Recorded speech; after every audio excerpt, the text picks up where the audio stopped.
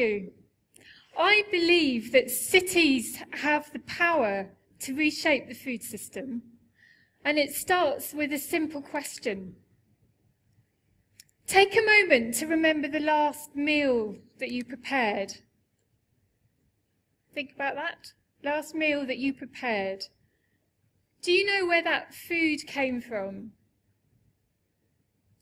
Now, I expect most of you could tell me the shop it came from, but do you know where it actually originally came from? That question, where does your food come from? And a second in question, how was that food produced, is driving food revolutions right across the world. Changes are happening around dining room tables, in the kitchens of schools and hospitals, in shops, in high streets, in community centres. And if we can find a way to harness and bring these changes together, that's where we start to have the potential to really start to reshape our food system. In 2010, I was commissioned to write a report, Who Feeds Bristol? How do 1.5 million meals get onto our plates every single day? Where's that food coming from? How much of it comes from the surrounding regions? Who are the businesses involved? How many people do they employ? And the purpose of this research was to understand how the food system for the city and the city region operates. Where are the strengths and where are the vulnerabilities that we might need to address if we want a resilient food system for the future? But why go to all the bother? Surely Bristol is like any other city in the UK. We know who feeds us. It's the big four. It's Sainsbury's, Morrison's, Asda, Tesco. Between them, they control over 75% of food retail sales. Well, things aren't quite so simple. In 2008, over 400 scientists from 60 countries agreed that our current intensive industrialised model for the food system is neither sustainable nor resilient. The global food system is responsible for 30% of greenhouse gas emissions. It's dependent entirely on fossil fuels, on gas and oil, for fuel, for fertilizers, for pesticides. US researchers suggest that within that type of system it can take up to 9 calories of fuel to produce just 1 calorie of food. We're destroying enormous areas of rainforest on a daily basis in order to grow soya and grain to feed our livestock because we want more and more meat. 1 billion people are underweight and another 1 billion people are overweight, obese. And at the same time, we're managing somehow to waste 1/3 of our world's food supply. So these are just some of the things that are wrong with the food system. Well, how do cities relate to food? Food creates jobs. In my own city, Bristol, 10% of our jobs are in the catering and the hospitality sector. There are a lot of young people employed, and we've seen some great new businesses just in the last 5 years, great places to eat out, restaurants, cafes, and urban food production businesses setting up. Food, we know, affects health as well. The NHS tell us that food-related ill health costs, that's heart disease, diabetes, obesity, are costing the NHS £6 billion a year. In Bristol, we have got 27,000 children and young people who are overweight, and it's just giving a headache to our health professionals every day. Food is also out of reach for increasing numbers of people. We're hearing in the news, even today, about the increasing numbers of families who don't have enough money to be able to buy food to feed their families. There's another challenge for cities, because food is everybody's business, but nobody's. Who should take the lead? Should it be the Economic Development Department, because, well, food is about businesses? Or should it be the health professionals, because we need to eat our 5 a day, it's about healthy eating? Or should it be the environmental teams, because they're the ones working out how we can reduce our CO2 emissions? Or should it be The planning department, the city planners, they deal with air and water and shelter, except they don't deal with food either. So it falls between the gaps. What is the food system?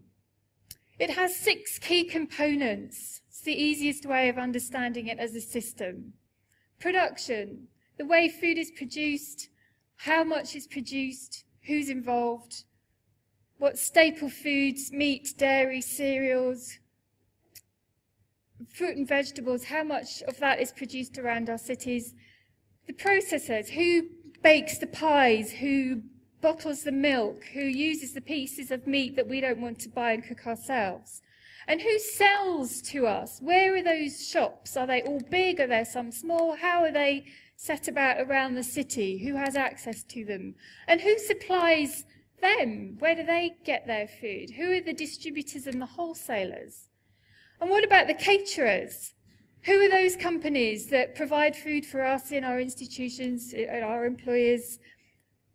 Where do they get their food from? And then who deals with food waste? Because it's a system, it's circular. What happens at that end? And the food system is not just about business. It's not just about supply and demand and economics. It's about people.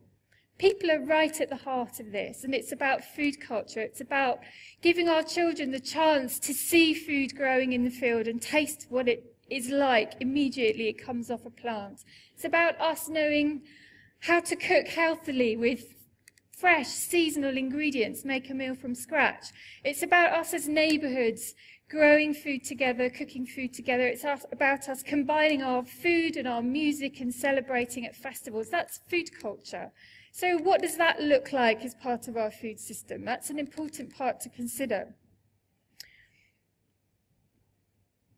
And it's important to understand that even if lots of great things are happening, there's often another challenge. In my own city, Bristol, we have actually a huge buzz on the food front. There are loads and loads of things going on, loads of people involved. We're not short on energy, we're not short on innovation, we're not short on young businesses setting up.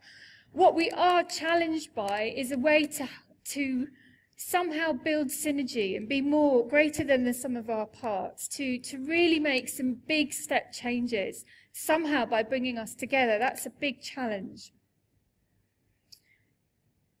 When I did the Who Feeds Bristol report, the good news was all that was happening, the energy, the vision, but the not so good news was that even though Bristol is surrounded by a huge range of food producers, actually it's very difficult to see how much of that food is coming into the city. We've lost a lot of our independent food businesses, our butchers, our bakers, our greengrocers, the ones that keep the high streets and local shopping centres alive. We're seeing shops close all the time, and often because of quite aggressive competition from the big four supermarkets. That's contributing to it. And these local businesses, of course, are part of our local economy. Bristol is home to one of just 26 wholesale markets across the UK. It's marked there with a yellow arrow, which has disappeared. Hopefully you know where Bristol is. That market supplies the whole of the southwest and half of Wales. Most of the customers for that market these days are just a handful of surviving greengrocers, and it's mainly the caterers and other wholesalers. That market is also shrinking, it's under pressure, and if it was to collapse, it would affect the lives of thousands of people. Now, 3/4 of Bristol's food businesses are caterers. And catering, the catering sector, is perhaps the key to really transforming the food system. Researchers across the world, actually, but in this case Europe, agree that public procurement is one of the most powerful tools that urban governments have. Procurement is something that big institutions do. They spend their money, large budgets, and they spend a lot of money on food each year. Now, if they specify in their contracts that they want good food, they want fresh, seasonal food from companies within the local economy, they want sustainably fished, they want organic. They can say that in their contracts, and that can drive a real shift in what happens and how the city supports a different type of food network.